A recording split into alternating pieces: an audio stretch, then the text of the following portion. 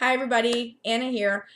Today we are going to be talking about the Mockingjay Part 2, or Mockingjay Part 2. I call it the Mockingjay.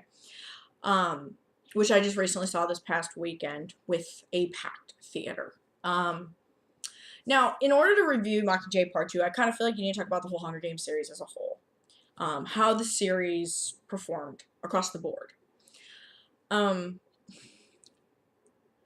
I was disappointed in Mockingjay Part 2.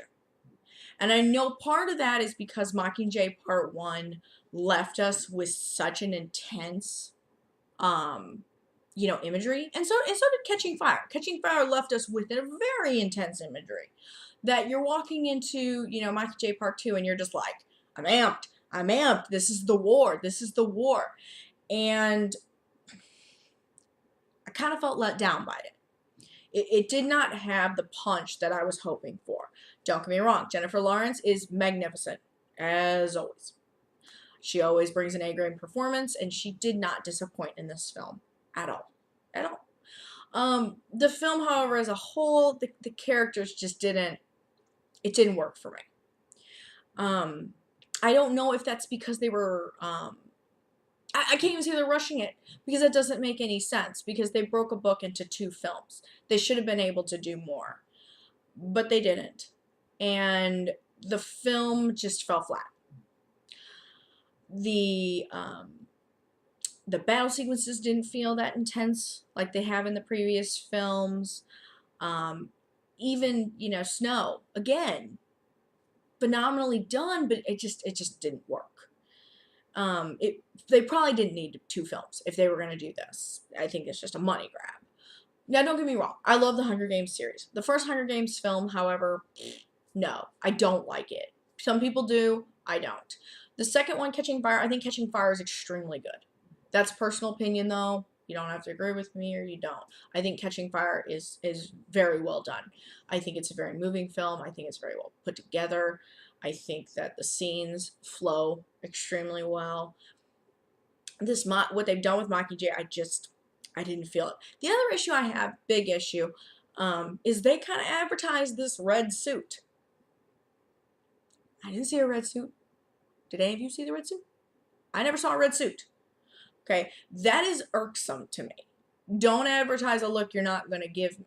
They make it look like she wears this suit in the film. And was like, oh, it's just promotional posters, blah, blah, blah. Then promote what you're going to give me. Don't promote something different. Don't play bait and switch. If you're going to show me her in a red outfit, I want to see that red outfit. I want to see it on the screen. Because now I'm amped for it. It's just like showing me an Iron Man suit and then, oh, it's going to be in the film. It's like, where'd it go? He didn't wear that suit. That type of thing bothers me. I think that's false advertising.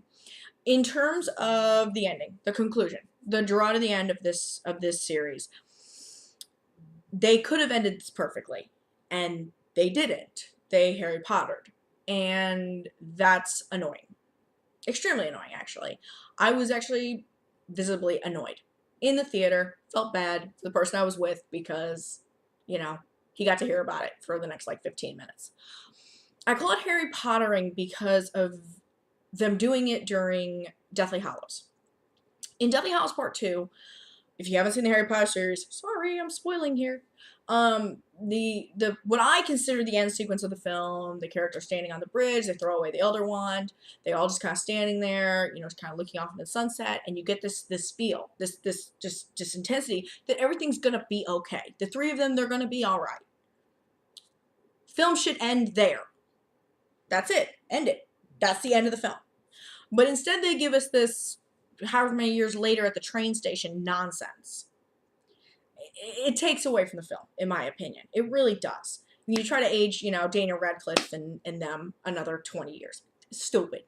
There's no reason for it. None. In my opinion, it takes away from the impact that Deathly Hallows has. Now, that being said, Hunger Games, Mockingjay Part 2, does the same thing. Again, there was no reason for it. There was a perfect way to end that film. They had the perfect scene to end that film. They should have ended it there. Right there. And they didn't. They decided to give us a 6 some odd years later, whatever many years it was, you know, and everything's hunky-dory. And you're just like, but we knew in that last sequence from the emotional impact of it that everything was going to be okay. You don't need to give us a, you know, however many years later, look, see, we told you they're going to be all right. Dumb. It's dumb. And I didn't like it. And the people I was with didn't either. They were annoyed with it too. They were like, what was the point of that? I don't know. I can't explain why filmmakers do that. Why do you do that? Stop it. Okay? Films can be ended on emotionally powerful notes without us having to get a reminder that everything's going to be all right. Okay? You don't have to show us it. We can believe it based on the power of the scene. And you didn't let the scene do that. You gave us another bit that we didn't need. So, all in all, the Hunger Games series as a whole is going to get 4 glasses of wine. I enjoyed the series as a whole. Mockingjay Part 2, however, it's getting 3. Sorry. 3 glasses of wine for Mockingjay Part 2.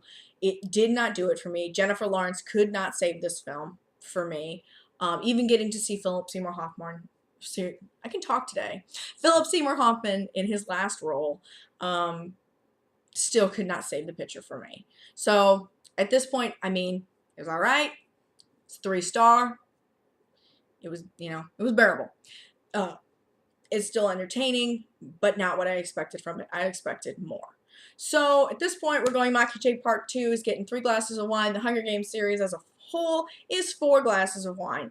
So if you don't know what that means, you can check out my rating system on my banner, or you can check me out on Twitter at Anna Elise Meyer, or on Facebook, facebook.com/Anna Elise Meyer. You guys have a great night. Love ya.